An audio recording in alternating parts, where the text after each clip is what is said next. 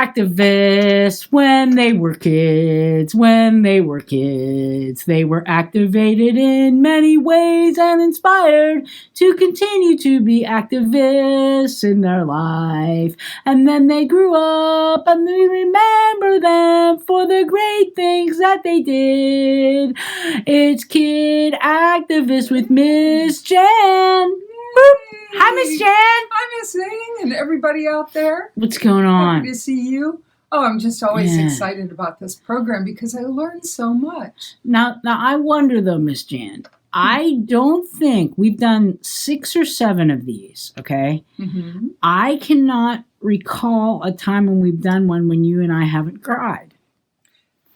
So I wonder. Well, it is very touching. Actually, I don't think we cried during Susan B. Anthony.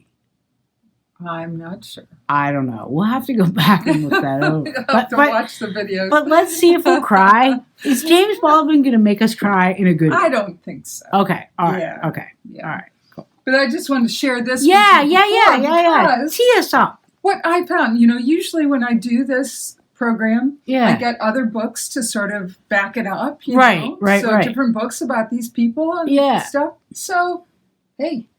We need to up our game in learning about James Baldwin because there are very few books about him. So we had this one here at Shaler called Groundbreaking Guys. Okay. And it has this 2-page spread of him. Right. And then the rest of these are books about the Dust Bowl and the Great Depression because that was his era and something that challenged him a lot.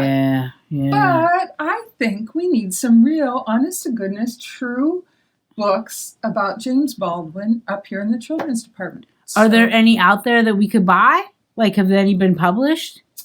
I did not do that research. We should check and see. Yeah. We can do that right after we do this. Yeah, awesome. That's cool, because maybe people haven't written any books about James Baldwin, but hopefully they will. Yeah, but the name is very familiar, right? Well, right, because he wrote books. Right. Yeah, that's the thing.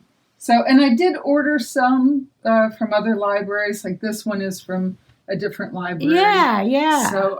So they'll be coming in, and I'll share them with you. And if you agree, we can get them. All right, cool. Right. Yeah. So, this chapter is about James Baldwin. Writing as activism. So you don't have to go out and march in the streets and do stuff like that. You can use your skills as a writer. Yeah. Okay. James Baldwin was a brilliant writer of essays, novels, and plays. He was also one of the most powerful voices in the civil rights movement in the United States. From an early age, books were central to his life. And he soon discovered that writing could be a way of speaking about and even changing the world he lived in. Mm. James was born on a hot, humid day in August 1924 in the Harlem neighborhood of New York City. So I think we may have some books on Harlem. Well, maybe not. Yeah, the Nikki Grimes one, that one last word. Wisdom through the Harlem Renaissance. Oh, yeah. Right. Yeah. Wow, a lot of incredible things came out of the Harlem Renaissance. Yeah. He was raised by his mother, Bertus, and his stepfather, David. Eventually, the family grew to include 9 children. As the oldest child in a large family, James had a lot of responsibility. He took his younger siblings on errands and to Sunday school, and he helped with baths, changing diapers, and bedtime. This is his quote. He said, "As they were born, I took them over with one hand and held a book with the other hand." Nice. James's stepfather was a preacher and a laborer, and he supported the family as well as he could, but they were living during the Great Depression. And like many people at that time, they were struggling financially. For a while, they lived only on corned beef and prunes. Yeah. So how many of you, for you, is that your favorite meal? That's corned beef and prunes? I mean, I think individually they're fine, and if you have other options, right. no. Yeah. But things are really tight for them. Yeah. In Harlem during the 1920s, people knew one another and kept an eye out for their neighbors.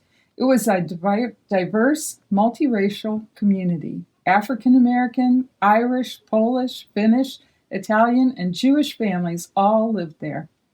The grocery store owner let the Baldwin family buy food on credit when they couldn't pay. James and his siblings helped out at the pharmacy, mixing and heating giant pots of wax for hair products.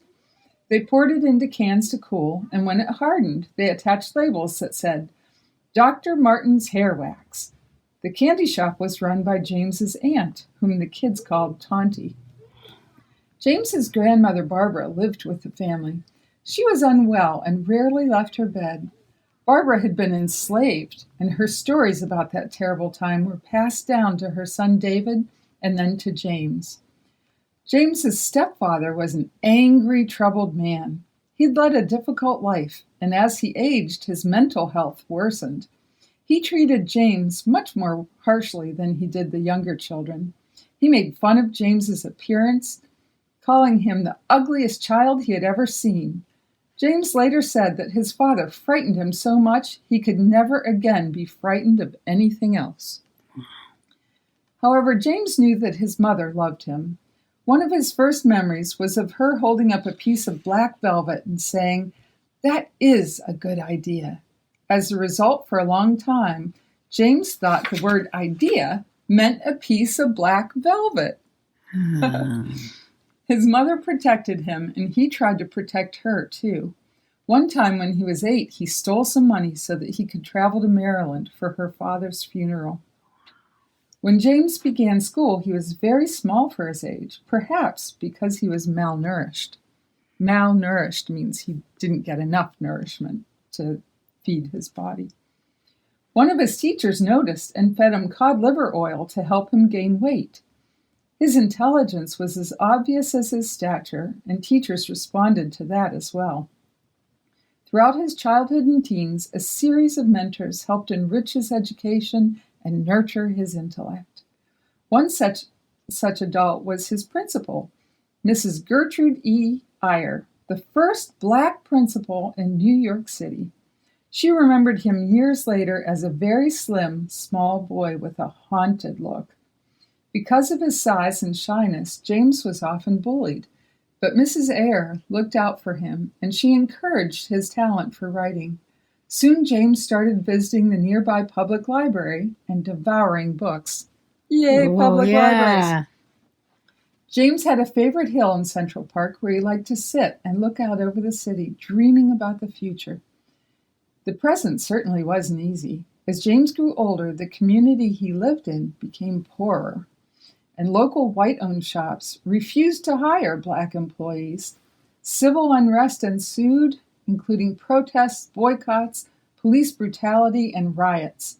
When James was 12, he wrote an essay for the school about the need for better, safer housing in Harlem. James's school was underfunded, and each class had up to 50 students. Whoa. How many kids are in your class at school, I wonder? Jeez. That's a lot of kids in one room.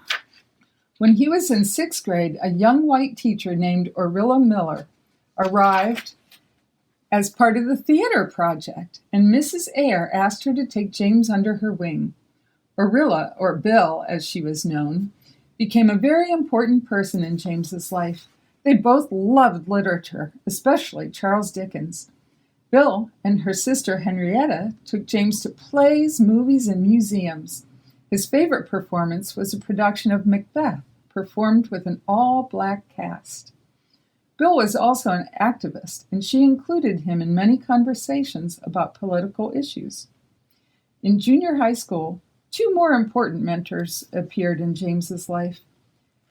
County Cullen and Herman W. Porter were teachers, and they too were Black. Mr. Cullen invited James to join the school's literary club and worked with him on writing poetry and fiction. Mr. Porter published James's work in the school magazine and eventually made him editor-in-chief. As a result, James earned more respect and was bullied less by his peers.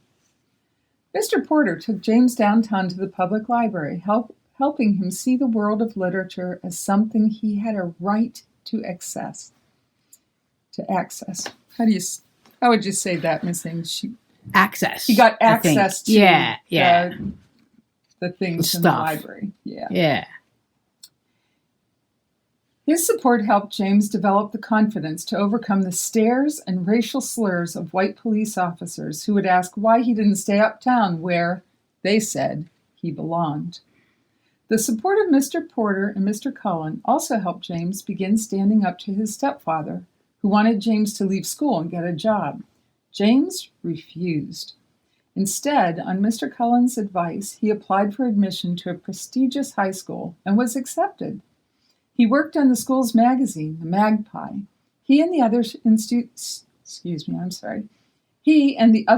involved with the magazine spent many hours in a room in the school tower talking about politics, literature, history, and religion. One day, a school friend took James to his church. James soon became an apprentice preacher in the Pentecostal faith and went on to preach in several Harlem churches. This experience taught him a great deal about the power of language and how to use it effectively. But James's first high school report card was terrible. He failed almost everything. The only subjects he did well in were English and history. He'd spent all his time on the school magazine instead of studying. He had also been distracted by his struggles with religion. He was becoming more critical of his church and no longer believed what he was saying from the pulpit. He wrote stories for the Magpie that reflected these experiences. James was struggling with something else as well, his attraction to other boys. As he got older, he was beginning to realize that when it came to his religious beliefs, his relationships, and his artistic goals, he needed to accept who he was rather than run from his true self. One person played a vital role in this journey was Beaufort Delaney, whom James met through a school friend. Delaney was Black, gay, and a preacher's son. He was also a successful painter. He introduced James to jazz and the blues, helping him meet other African Americans who were making their living in the art world. At 16 years old, James decided to leave the Pentecostal church and pursue his dreams. His high school yearbook photo was captioned with this goal: to become a novelist and playwright. Do you think he did that, Miss Sam? Yeah. James was 18 when his stepfather died. His youngest sister was born that same day. For a while, he lived at home and worked to support his family. But he was unhappy, torn between his artistic dreams and his sense of responsibility. Finally, he decided to leave Harlem. He moved to Greenwich Village and, a few years later, settled in Paris, where he began publishing his writing. Love was an important theme in much of James's work. His mother, who helped shape his worldview, always reminded her children that people need to be loved just as they are, with all their flaws and weaknesses. When James was a teenager, she told him, "You must treat everyone the way I hope others will treat you when you are far away from me, the way you hope others will treat your brothers and sisters when you are far away from them." James always believed that emotional connection had tremendous power to bring about change and improve the world. In the late 1950s, James Baldwin returned to the United States to support the civil rights movement. Gee, where did we hear about that? That's pretty cool. Like, he came back to support, he walked back right into it. You know what I mean? Right. Yeah. And that's what we've been talking about. Yeah, totally. Dr. King, we talked about Rosa Parks. Right. Yeah. He met Martin Luther King Jr. and wrote powerful essays that appeared in major publications. He published novels, poetry, and plays. He also wrote an important nonfiction book about race in America called The Fire Next Time. He joined the Congress of Racial Equality and traveled throughout the South giving talks on racial inequality. He called for a nationwide campaign of civil disobedience and joined marchers walking from Selma, Alabama to Montgomery. Through his writing, he reached millions of people, and his fearless, passionate words still resonate today. That's really cool. Dude, I did not know that James Baldwin was gay. Yeah, I didn't know it until I did not know that. Yeah. And I did tear up because again, and I'll have to put a thing at the beginning because I am going to talk about my faith. It makes me very sad whenever people use faith to say that loving people is wrong. Loving people. Yes. And that makes me very sad. And it makes me sad that James Baldwin had that experience, which still does exist today in some churches. And that makes my heart very sad. So wow, I had no idea. I mean, so much about him. Like, I didn't know that he went to Paris, and I love what you said, what he knew and what you related to us is that how he was able to change and make change with his words, you know? Yeah. Were there any books that you've ever read, do you think, that have changed the way you thought about something, or like, you know? I'm sure there have been, yeah. I'm a deer in the headlights. Right, no, I totally know. On the spur of the moment, but yeah. You know me. I read a lot of nature books. Right, things about nature right. And taking care of nature and being good and recycling and that kind of thing. So my mom said, like, one book that really changed her whole belief about something was she read this book called Main Street. I think it's by Sinclair Lewis. Yeah, and she said, like, it was so terrible, but she realized that just because a book is considered a classic doesn't mean it's any good. And that really changed things for her. And I agree with her on that. I've read many books that are supposed to be classic. Yeah. But But it's good to But there are some. Because people do still refer to it as a classic. Yeah. And some people might enjoy it, but his books, I think they are powerful. We really need to contact people who can create books. Yes. To talk about James Baldwin and see because I think he really I wonder if there's a Who Was about him. I wonder if they've done him. I don't think so.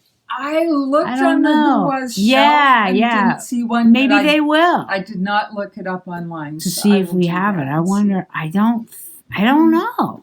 And maybe they'll have them in those Little People Big Dreams. I don't know. Yeah. But that was really cool. Either. Thank you for sharing that with us about James Baldwin. I love this, and we're getting close to the end of the book. It's crazy. But we ordered a new one. Which new one? I forget which one we ordered. Not Kid Activists, Kid Inventors. I can't remember. Oh, it might be the Inventors. Yeah, maybe that was the one we ordered. Yeah. Or was it Kid Artists? Can't remember. Champions of Change. Champions of Change, yes. Yeah. Well, this has been wonderful. So out there, if any of you encounter a good book featuring James Baldwin, please let us know. And we'll try to see if we can get it. That's a good idea. Yeah, we'll see. We'll see what they have. Okay. Thank you, Miss Jan. We'll see you next time on Kid Activists, Activist Kids. Bye.